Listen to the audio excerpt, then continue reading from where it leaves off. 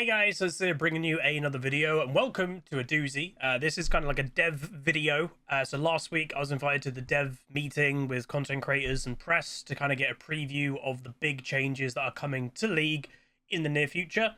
So this is for season 2 of 2025. And just before we get into it, because I know a lot of people are a bit confused about it. Oh, there's a season 2 within the same year. Does that mean there's ranked resets? No. So obviously they tried ranked resets in the past. And I think obviously the idea when they were developing this, last year was there would still be a ranked reset per season, but it did not go well. Last year people really didn't like the multiple ranked resets per year. So there are no ranked resets within the year. And basically the season 1, 2, and 3 within a year are mainly a thematic change. There'll be small gameplay changes as the season goes on, but the major ones will be the first season of each year. So obviously there's some gameplay changes, but the next time they update the game in a big way will be season 1 of 2026. So this video, I'm a bit of a talking head right now. I've got a bunch of different screenshots. I might have some footage. So what I'll be doing is talking through the updates about what's coming, which includes a new game mode as well. And I'll probably just bring up on the screen as I'm talking about said thing. So just to kind of go over the 4 major kind of areas from what I can tell.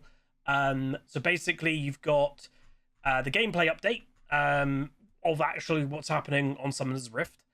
You've got an improvement to detecting of inting and griefing and like how they're moving forward with that.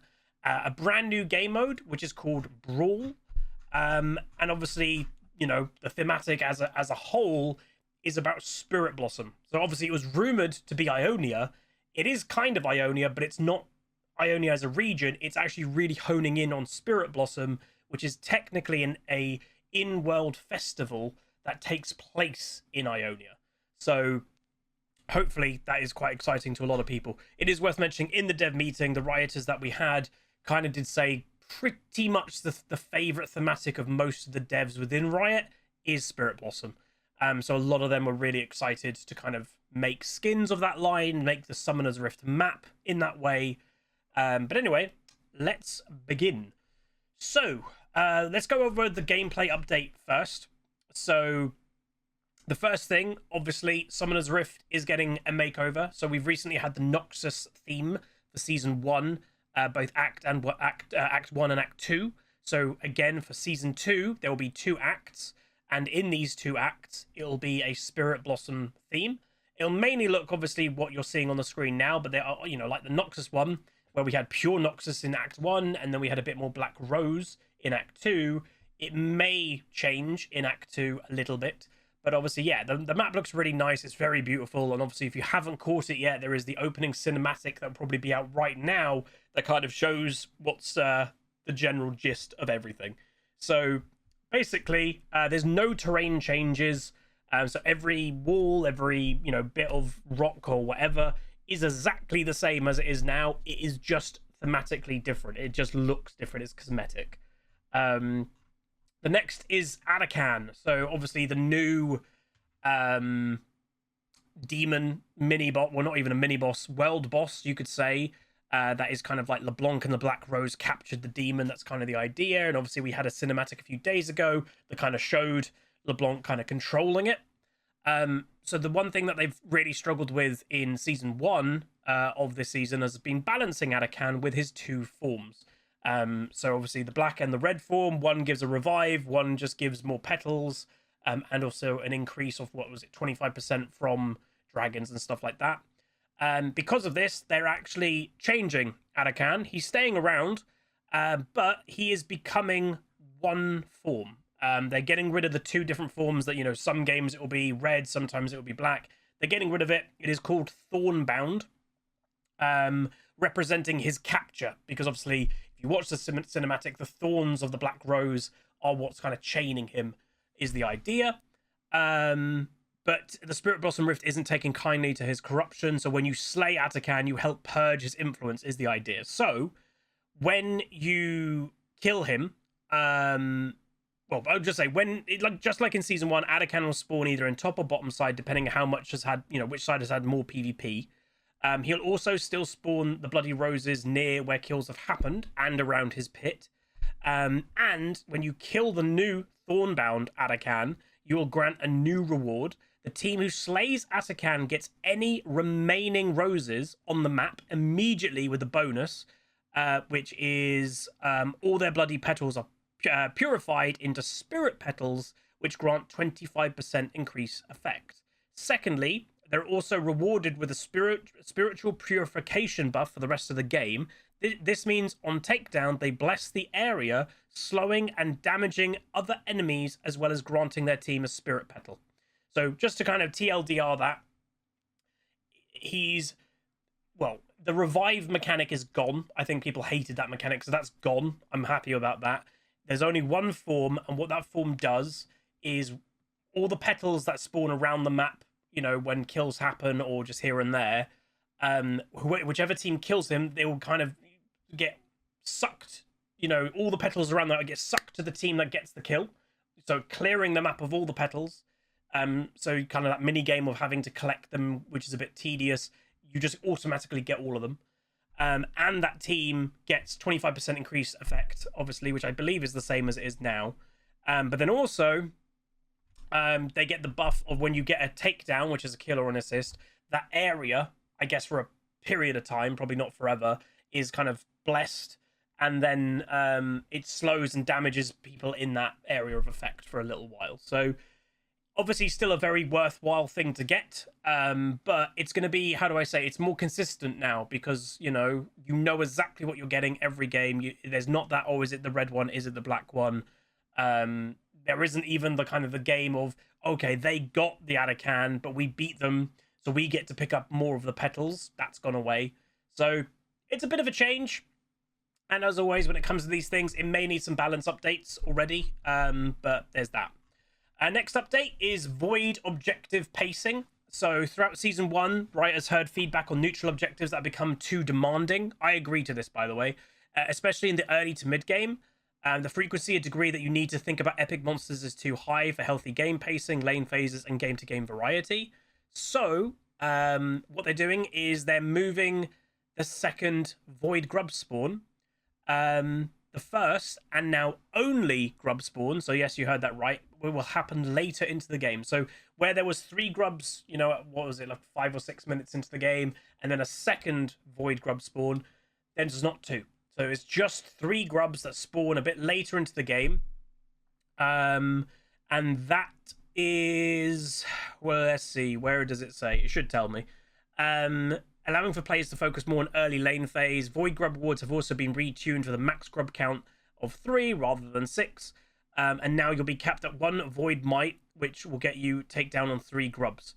Rift spawn will also be moved earlier to 15 minutes. So spawns times will be more paced out. So if I had to guess, I would, again, it's actually not telling me here, weirdly. I'd imagine Void grubs may spawn about 8 minutes, maybe. As just a guess, maybe 8 minutes for the first Void grubs and the only Void grubs, then 15 minutes for Rift Herald, and then obviously 20 minutes for Atakan, 25 minutes for Baron. That's a bit more spread out. And obviously that does stop supports having to roam, you know, in the first couple of levels. And I think people were really starting to get annoyed by that. So I think that is good. So overall, that's a good change. And then also, while we do want Rift Herald to encourage bringing a teammate, the degree to which it demands multiple teammates to take is higher than it needs to be. To address this and generally make it less complex and sloggy, we've removed Shelly's gaze effect, the debuff that does reduce damage when you deal to her, while increasing her damage dealt. So it means you can solo her easier, but she's also going to do a bit more damage. So it's faster to kill it because you're not doing the reduced damage when it's like tanking a Baron, you do reduce damage, whoever's tanking it. But you'll take more health if you are soloing it, is the idea.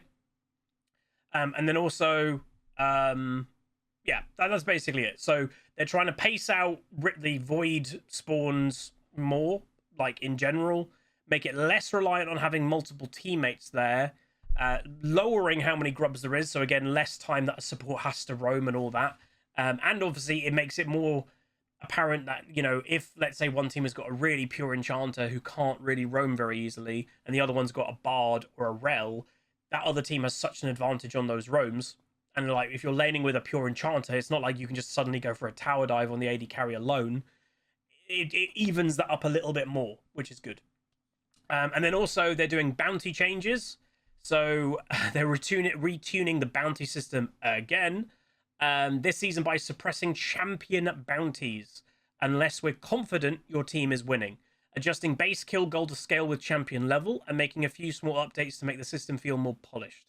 So yeah, in essence, they are going through it again, because it is worth knowing the bounty system has obviously seen a lot of adjustments. Obviously, there's a very famous reason why. Obviously, the Balsif FS, pretty much the biggest content creator, more or less, in League nowadays. He really highlighted how broken the bounty system was, that he could be feeding on purpose with way more farm than his opponent, but because the system was reading he's having a bad game being 0-5, his opponent would be building a bounty, even though he was actually getting stronger. Then he would cash in that bounty, and lo and behold, he's then mega fed. So obviously they've had to be adjusting this as it's become more popular, but they're still trying to adjust. So yeah. So they are, what they're saying is, we believe that champion bounties should only be present when they're clearly helping a losing team make a comeback, through the underlying drivers, takedowns and farming, aren't changing. Bounties won't give any bonus gold now unless you're clearly on the winning team, via measurement of gold, experience and objectives. We're doing this for two primary reasons. First off, we think it's important that winning players can snowball ahead and have the opportunity to dominate the game. Second, we also think it's important that losing players have a chance to claw back their way into contention by doing something proactive and not just cowering underneath their towers. That's why we think like rewarding players for taking down someone stronger than you is why bounties are in the game. So to show this in action, if you're a 5-0 Orianna on the losing team, so let's say you're the only one that's doing well, but you're 5-0, your fed opponents aren't punching above their weight when they're fighting you. They're virtually guaranteed to claim your shutdown gold in a future team fight. This would make your comeback as Orianna even more difficult. So what they're saying is, if you're the only one that's doing well, but your teammates suck, you shouldn't be building a bounty because the enemy team is overall ahead. So it basically is more, it's punishing you less if you're in a team of bad players, in essence, which I think is actually pretty good. So beginning with the next patch, you won't be worth any more than the baseline kill gold as a 5-0 Orianna unless your team are more clearly winning through a combination of gold, experience, and objectives. So that's really good. So it's punishing you less for being good as an individual. If your teammates are sucking, then you're like, I'm worth a bounty even though my bot lane is 0-10. So that's good. It's trying to take it as a team rather than as an individual. So that's pretty good. I like that. There is also a new thing called role swapping and position binding. So we're making some small but important changes to the jungle and support roles. Jungle will be auto-assigned smite, and only one smite will be allowed per team. Don't worry, spellbook enjoyers, your smite is unaffected. In a similar vein, support players will now automatically be given World Atlas as their starting item. So in the dev meeting, so just to make it clear, if you are support in game, when you start in game, you are given the support item. No if, buts, and maybes. That's what you have to start the game with. Likewise, if you're given jungle, you have smite. It's locked. The only way that you can get around this, if you actually role swap out of it in champion select. So instead of just swapping position nowadays and agreeing to it typing, you actually have to like click on the player, swap role, and officially you have to swap role in champ select. Otherwise, if you're in the jungle, you will have smite. If you're in support, you will have to start with a support item. Why they're doing this is a couple of reasons. And again, looking when I was in the dev meeting, there were people reacting, literally saying like, rip certain content creators who do weird playstyles. There's like that Bard guy who runs Bard in a weird way. He might even run Smite from support or something. You won't be able to do that anymore. And obviously last year, was it? There was a really big meta of supports, like the ones like Shaco, Camille, Poppy, not starting the support item, starting a longsword or a Doran's Blade, getting first blood, then going back, buying the support item. You can't do that now either. So I think what the idea is to basically close off cheese, in essence, because there has been some metas of top laners taking smite, like a double smite situation. You can't do that now. There's only one smite per team. Obviously, there's been some metas of top laners playing like a weird support in top lane, buying another support item. It's closing that off as well. You know, I've seen Pinkward being a top lane Shaco main. I've seen him have a support item before. Can't happen, from my knowledge. So they're basically just closing off mega cheese picks. Obviously, for 99% of players, this won't change anything because most players play within the norm, but that's what they're doing. So, yeah. Oh, a cool thing is the death screen is getting an update. So when you died, well, basically they're adding some color back to the gray screen of death, because obviously it's a bit of a sad experience when you're just gray screened all the time. So it is a slightly less gray screen, and they're also, I believe, making it more apparent that you can watch what's happening on when you are dead. You can, I think, just click on a teammate and it will just take you to their camera. So that's quite nice. And then kill streaks are also being updated. So basically, it's being inspired by Valorant when you're actually going on a good kill streak. Like, you know, if you've had 3 kills in a row, 5 kills in a row, 6 kills, 7 kills in a row, you know, it feels good in League of Legends. You know, we're legendary, but it's quite subdued. So I think they're just upping it a little bit to make it feel a bit more special. But in essence, that is all the gameplay changes. So hopefully I explained it decently, and hopefully I've got a, you know, an okay amount of screenshots that I can show you, but we have a limited amount, you know, that I can. So now let's get into improved when it comes to griefing and inting detection. So they, in the last little while, and again, it's always really interesting when you're at a dev meeting and you kind of hear the devs talking about it. We had Frox on, which I'm sure some people will know who he is. A really good dev. I've had Twitter DM conversations with him, and he's a really good guy. He was really insightful about what they've actually been doing. So bringing to this patch is improved detection of both inting, but also soft inting and like soft AFKing. If people are just walking around not achieving anything, the system will be able to detect that better. There's an honor system revamp, and Vanguard will be starting to give more LP back in troll situations. And it's worth knowing, like, oh, they're just implementing that now. This system has been running for a few months in the background, learning, and they are incredibly confident that it's going to go very well. And that's the thing, is, you know, you're not always told what's actually going on in the background because it's not implemented, but it's learning, and they're tweaking and they're making adjustments. So basically, yeah, the improved detection is they're rolling out significant improvements to our griefing detection system. Like, cheaters, griefers have evolved over time, and we haven't evolved our systems quickly enough to keep up with them. This has been a pain point for League in a very long time. So, you know, we all have that, you know, teammate that just gives up really early and then just goes, sits in a bush. But, you know, it's where, like, oh, if you just sat on the God Fountain, it was going to get you pretty quick. Well, people learned that, and now they just go sit outside of the base, just in one of, like, the top lane bush, you know, right at the top of the map. That's all they do. The system hasn't been great at detecting that. Now it will. And it's going to be able to detect people just walking around, not getting involved at all, by the way. So they're not going to, and they are saying they're not going to exactly share what the system is looking for because they don't want to reveal it. But we've expanded the automatic detection systems around things like trolling and griefing. And no, running around in your base doesn't make you any less AFK. So that's true. The updated system looks at things that may not necessarily make you lose a game, but that make playing the game a miserable experience, even if you end up winning. It doesn't feel like a win if you just had a Disco Nunu following your jungler around all game. I actually had that a few weeks ago, that I had a Thresh, and looking at his account, he was a Rager kind of player. He just followed me around the whole jungle. Like, when I was getting away from him playing Brawl, he was flashing over walls to try and keep up. He, I think, did get banned, but that was probably an LPP report where the system now will 100% detect that happening. And obviously, you know, those type of people are pretty common. You know, as sad as it is, people following around junglers, raging out like a little baby, is fairly common, as weird as it is. So we've been running tests on live games for a few patches to ensure our detection rates are high and our false positives are low.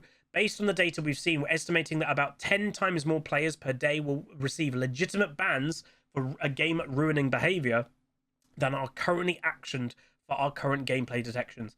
10 times the amount of bans will be going out if you're this type of player listening to this and you know you do this behavior. Yeah, you need to cut it out because it's going to start detecting very much a lot more. We want to caveat something here though. We won't be going back and retroactively penalizing players caught while running these tests. So if you, while this system has been learning and you like, oh my god, I did that a week ago, they're not going to punish you. They're giving you a warning of like, we're not going to go back and now punish you, but from now on, don't. So that's cool. So once we've got a few patches of data, we'll be doing a follow-up with basically the real results of how it's going. So additionally, when you receive feedback for this kind of behavior, it'll include the name of the offender, like cheating feedback current notifications currently do. We've heard you that basically everyone wants to know, oh, did that Thresh or did that Aatrox from 2 games ago who trolled me, did they get banned or did they get punished? The one thing, a question in the Q&A, someone said, will we know what punishment they get? And they said no. So you won't be like told JimBob69 has been given a permaban. All you'll be told is JimBob69 has been punished. They won't tell you what, but yeah. And obviously, it depends how much you care. You obviously, and there are people out there that do it. You know, they go on someone's op.gg 3 days later, 5 days later, a week later, and see if they're still playing. And if that account hasn't played for 3 weeks, it's probably been permabanned. So you can kind of look it up yourself. You know, if that JimBob69 has been punished, but they're still playing, well, then maybe they've got a chat restriction. Or JimBob69 plays 3 days later, well, they had a 3-day ban. So you can kind of work it out for yourself if you care enough to look it up. But yeah. Next up is the honor system revamp. So they basically are overhauling it. So new players will start at level 3, which is the benchmark, which they consider average. And basically, they're going to be trying 2 of them. Well, yeah, it's with the battle pass system and all that. So yeah, in essence, there's a bigger announcement happening apparently with the honor revamp. But it basically dynamically updates and down to reflect your recent behavior, not just the number of games you play. Because like, if you just like me never chat in League, you'll eventually get to honor level 5 by the end of the season. But they want to kind of be a bit more proactive with it and a bit more like, you know, moments notice. So they're just being a bit more quick about it, which is good. And then Vanguard LP refunds. So in 25.06, which might have been the patch that's just been maybe, we increased Vanguard's functionality to refund LP to all players who lost the game with a cheater and or botter was detected. If this applies to you, then you'll receive a notification telling you what the match was, how much LP you'll get back, and your updated rank if applicable. At the time of writing this, which probably was a week ago or maybe, or 2 even, these changes have been live for 1 patch, but in that time we've refunded over 700,000 lost LP to unique over 30,000 players and banned around 24,000 accounts accused of cheating. So pretty good. And then longer term work of just things to come when it comes to inting and griefing and all that type of thing. The True Skill 2 system will be still in the works. So it's probably like what they have said, you know, they were doing with the detection thing. It was running in the background. I imagine the True Skill 2.0 is probably running in the background. So basically, for those that don't know, True Skill 2.0 is going to be a new way of Riot giving LP. So right now it's just purely based off your MMR. It doesn't matter how well you play or whatever you do in game. How you do in game is completely irrelevant. True Skill 2 is going to try and make it more apparent how well you do. So if you do really good, but your teammates suck, and you do lose the game, well, maybe you won't lose as much because you did okay. Or you did incredible and your team won because of you, well, maybe you gain a bit more. Obviously, they need to be careful with it. They need to make it very apparent that you don't know what the parameters are, because if the parameters are just KDA, well, everybody will just become KDA warriors. Even in losing games, people just won't risk anything because they're like, oh, even if we lose because of KDA, I won't lose as much. So they're going to have to make it very careful and make it very apparent that it's probably every game you go in, it's a different thing that they're going to be looking at when it comes to True Skill. So one game it could be KDA, the next game it could be amount of farm you do, amount of tower damage you do. It's going to have to change quite often to be random, so people can't gamify it. So there's that. So that's all the kind of that side. And then finally, a new game mode is coming. So the new game mode is called Brawl.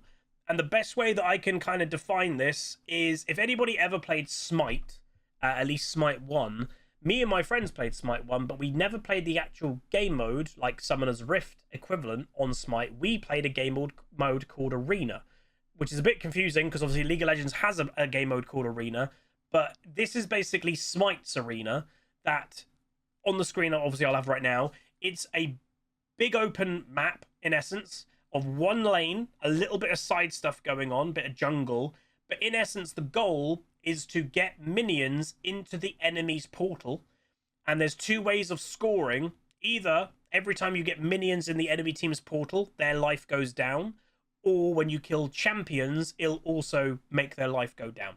So in essence, it's basically like a huge team deathmatch, constant fighting, but with the goal of, you know, having advantage over your team, pushing. So obviously it's a little bit like ARAM, and that's where I think some people will be like, you know, oh, this is quite similar to ARAM. It is, but it's obviously themed differently. So this is, I think, based in Bandle City or Bandle Jungle or something like that. So yeah. So it's worth knowing each team begins with 250 health. The first team to reduce their opponent's health to 0 wins. Takedowns on enemy champions deal 5 damage to enemy's health. And while the enemy team is not at low health, takedowns on enemy minions also deal 1 damage. And pushing your minions into the opponent's portal deals 1 damage too. There's no towers, no nexus. It's just fight, push, repeat. And each little one you get is immediately damages the enemy team. It's worth knowing they made it very apparent that they want this to be quite an open experience of good players and bad players. So where that second point is, while the enemy team is not low health, takedowns on enemy minions also deal 1. So if you are quite behind, it basically works of, if you're in a point of the game that you're winning quite a lot, killing the enemy minions will not lower probably their health, where the enemy will still be able to lower health from your minions. Stuff like that will try and help people get back into the game. But yeah, it's worth knowing it's a temporary game mode. I believe when it's going to be coming out, it's going to be available for 3 patches, which is basically a month and a half. And like always in the dev meeting, they kind of said, obviously right now it's just purely going to be temporary, but if it's doing well, there's always world for more. I could probably foresee it, and like Riot said, right now they kind of want always 1 extra game mode available. So this will be coming when Arena stops, but obviously when this stops, a different game mode might come out. Arena could be back, then obviously Brawl could come out again down the line. So I think obviously you've got Summoner's Rift, you've got ARAM, as always the consistent modes, and then I think right now in their mind always wants 1 other mode that is going to come out. So, you know, it was Arena, now it's Brawl. We had obviously Nexus Splits that may eventually come back. So yeah, and that's pretty much it from everything that I think I can talk about with an actual kind of like thing. It's worth mentioning, obviously I can't mention too much, but a new champion also is on the horizon.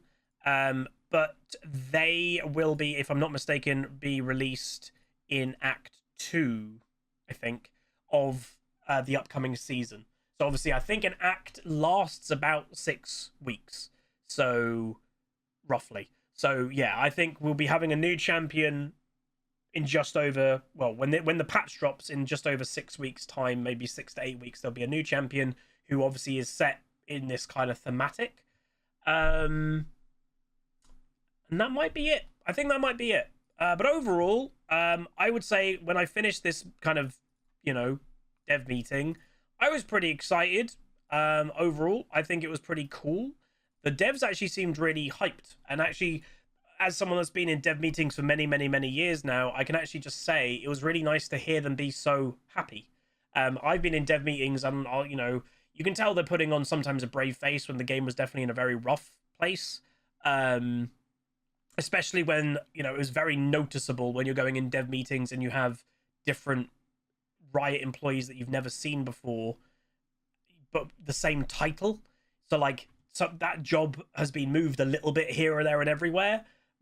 I think Riot has actually kind of settled into being quite consistent now, probably for the last 6 months to a year, which I think is good. And yeah, they were genuinely pretty happy about it. They seem to be really happy at going to kind of Spirit Blossom theme. I think they're very excited just in general about where League of Legends is heading, you know, in the bigger picture, obviously, of all like the Arcane shows, and, you know, you're getting the teasers with the, you know, Vladimir and LeBlanc cinematic stuff. And, you know, I think they're just doing pretty well. So overall, I think this is a pretty good update. Let me know what you guys think. I believe I covered everything. Again, Riot basically send us everything that they possibly can in these kind of files, but they send us as much as they can. Obviously, there is getting a bunch of skins that are all to do with Spirit Blossom. And the last thing I will say with that, obviously, the Battle Pass, the skin quality in the Battle Pass should be much higher than it was in the Noxus one. Obviously, there was a lot of feedback saying these skins are just not high quality. So the Spirit Blossom variant, I think, is better quality than it was with Noxus. And also, they want to make it apparent that they are still going to do occasional random skins. So like Pool Party Twitch is coming, and the idea of that is like, it doesn't really fit Twitch, but they could see him having a little water gun and stuff, so it kind of makes sense. So yeah, anyway, that's gonna be it. Hopefully I covered everything. Please do throw a like on the video, let me know what you think down below. And if I'm not mistaken, this video is allowed to come out on Tuesday afternoon, so obviously on my extra channel, Huzzy Extra, link down below, there will be the patch notes later today as well. But yeah, like, comment, subscribe. See you guys next time. Peace.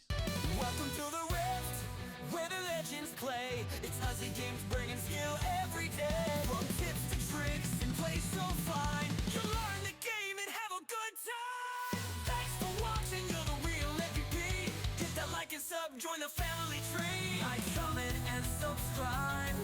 Keep the Huzzy